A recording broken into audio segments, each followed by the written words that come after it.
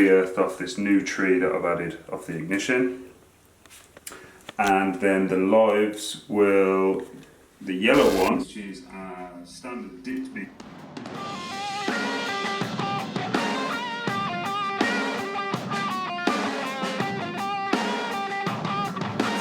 Black. Hello everybody!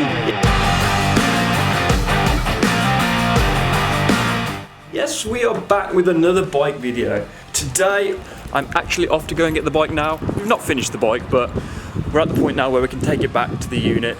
I'm heading over to Rusty's now. That man, I can't thank him enough for the work he's done.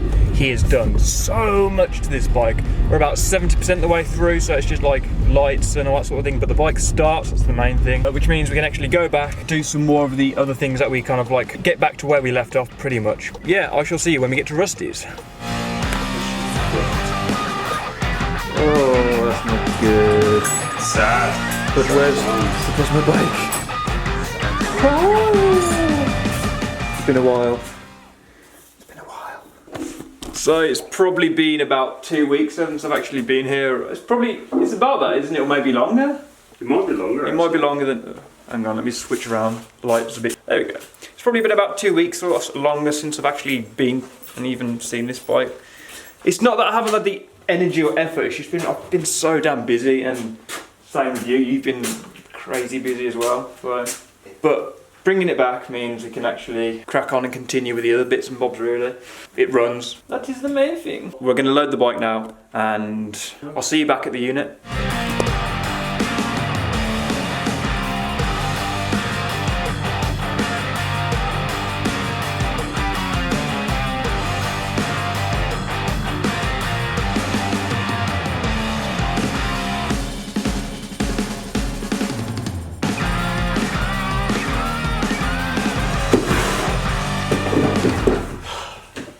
Right, so now with the bike is actually back, we can actually talk about what we're going to do next. As I said, the wiring is about 70% complete. It's literally just the lights and the tucking of the loom and just making it all neat basically, but we can do that anytime. So now we've kind of like got to that point where we can actually kind of continue and not focus on the one, because I've really missed working on this bike.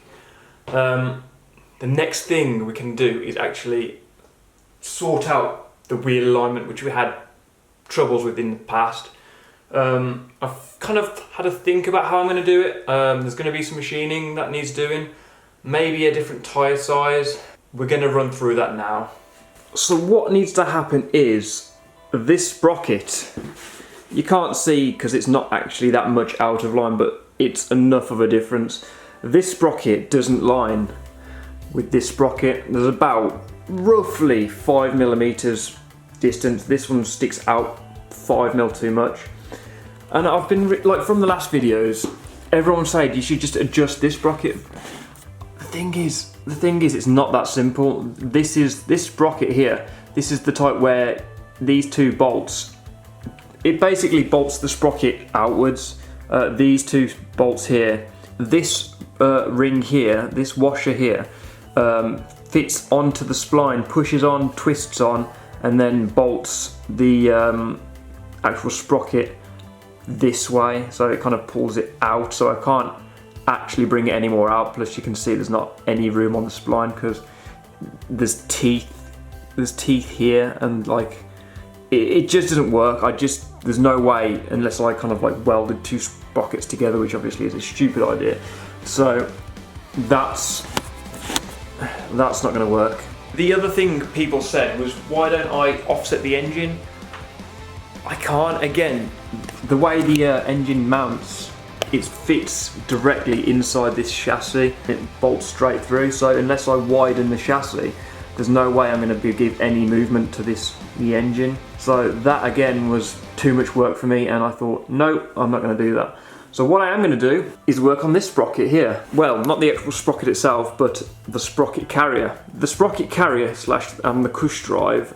Basically, my idea is if I can take this unit off here, I could then machine down the base of the carrier by however much it is, roughly 5mm. That will then bring the sprocket inwards, and in line with the front. Okay, like, yes, there's going to be issues along the way, I can see that. Like, if I bring it in anymore, it might make the chain scrub the tyre. And I've already thought, yeah, I'll get a slightly narrower tyre to kind of counter that. So that's something we're going to have to find out when we actually machine this down. Yeah, that's my kind of plan. So what I'm going to do now is actually take the wheel off, the sprocket off, because this is actually all set and in line. I did that while I was at Rusty's house. We've set the rear wheel and the front wheel together. What I did was I got 2 pieces of wood, laid them down, got the wheels centre, then built everything, all the spaces up around that. So I know the wheel are square to the bike and the frame. A lot of you were worried about that, but I've taken everything on board just to make this as safe as it can be.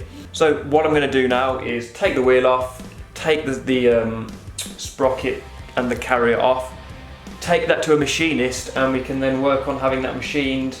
So before I get any further and take the wheel off, what I need to do is strap a flat edge to this sprocket. That means I can then get a proper gauge of how far it is out from the front sprocket. Once we've done that, we can then take the wheel off, take the sprocket and the carrier off, take that to be machined, and then get it all back on, chain on, and hopefully it'll just be bang on. Less talking, more work. Let's do this.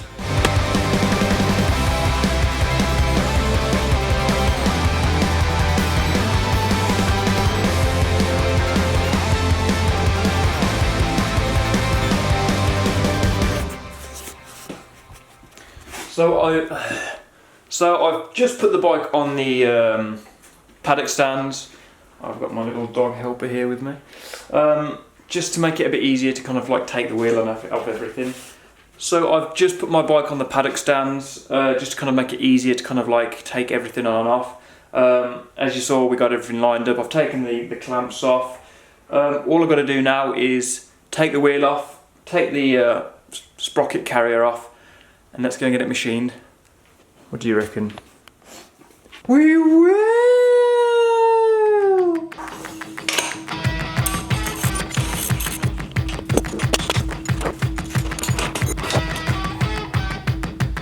So now the wheel has been sent off, I think we need to focus on some other areas of the bike. So what we're going to do is work on something we've been meaning to work on for a very long time, and that is the seat. I'm going to have a go at making my own seat cushion from scratch and showing you guys my process of doing it. I haven't followed any guides. I think I've seen some videos in the past of other people making their seats, but this is going to be my interpretation of how I'm making my seat. I'm going to try and keep it as simple as possible, so let's just get straight into it, shall we? I really need to glue these in place to make it a permanent fixture so I can actually use the nut on the bottom. At the moment, you turn these and they turn, so that's not ideal. So glue them down. So I need to show you now what I've actually bought to make this seat. This stuff here, this is what I'm going to make the seat out of. I've bought some of this flooring foam. It's very dense foam, and I thought it'd be the perfect base for the seat because I only want it to be quite a slim kind of seat. I'm not going to be riding it often. I'm not going to be riding it long distance, so I don't mind having a bit of a harsh seat. But with this stuff, it's cheap to buy. Got it from Halfords. There was like a pack of 6 of these for a tenner. I'm only going to use like not even half of one, so use the rest to kind of put on the floor. I thought this would be an ideal stuff. I've heard it's easy to cut. If you heat it up, it moulds nicely. So what I'm going to do now is measure up the seat, the sort of area I need to cover, transfer it to the foam, and then make a seat.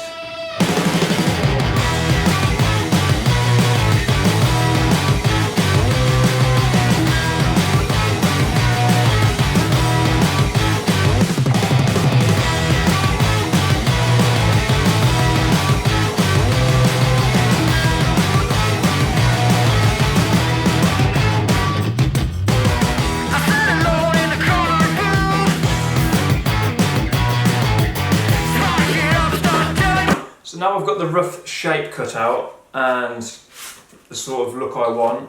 As I say, I thought about doubling it up, but I thought then that might be a bit too thick. I'm quite happy with this one layer. What I'm going to do is, because it's not sitting flat, I'm going to heat this up and kind of like try and mould it to what's already there underneath, because obviously this is a big of a hump here and these here. That should give me a bit of a better shape, and then I can actually start getting the blade, the knife out, and cutting all the angles I need, because I need to cut this bit here off to smooth in so that butts up to the actual tank. And then I can actually go around and start profiling the edges and smoothing the edges, because obviously it's not going to be thick and squared off like this. So I can actually then get the knife, cut off the edges a bit more, and then I can actually get some sandpaper and start sanding the edges down to give it that nice round curved profile. Yes.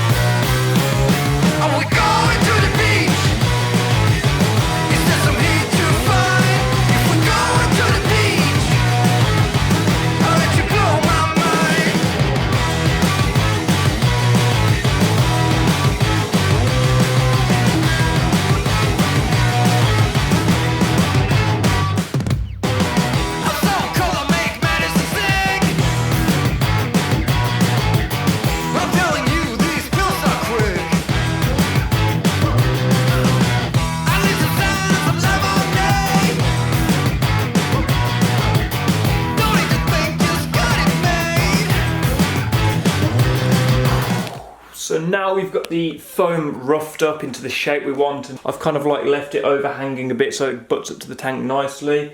I've smoothed it off around the edges and the corners so it should sit a bit better. There is still a bit of play there, but when we actually title down it should be fixed. Now you're probably all asking, what colour am I going to go for the seat? Well, I'll tell you, but it kind of will give away what I'm going to do with the rest of the bike, so I'm going to leave it to you. I'm not going to tell you the colour of the bike, but I'll show you the colour of the seat, and you can kind of let me know down in the comments what colour do you reckon the bike's going to go when I do actually paint it. I'll show you now. I'm going tan. I thought a nice tan seat would suit this bike. It already suits the bike with the colour that it is now, which obviously it's not going to be staying this colour, but it gives you an idea. I've got this leather. I'm going to also measure this to the shape that I need to make it fit the seat. See what I can do to kind of make it fit. What I'm planning on doing to kind of tie it all in and make it look like one piece, the actual seat, the actual like hump and the seat together, I'm going to continue the two together, so hopefully the leather will come down and sit and go underneath the hump. Come on, down you go. Down boy, down boy.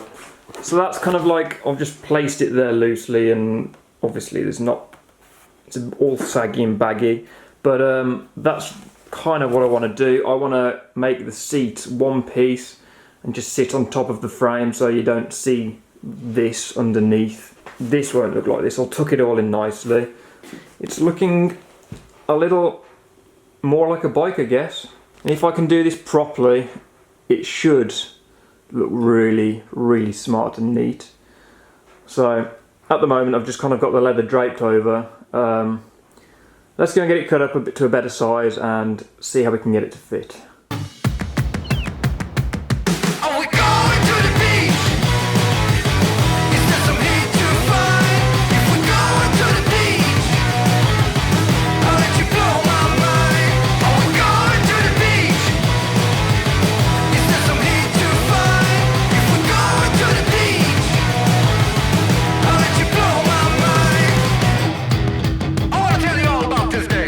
So I've kind of got it roughly on how I want it to look.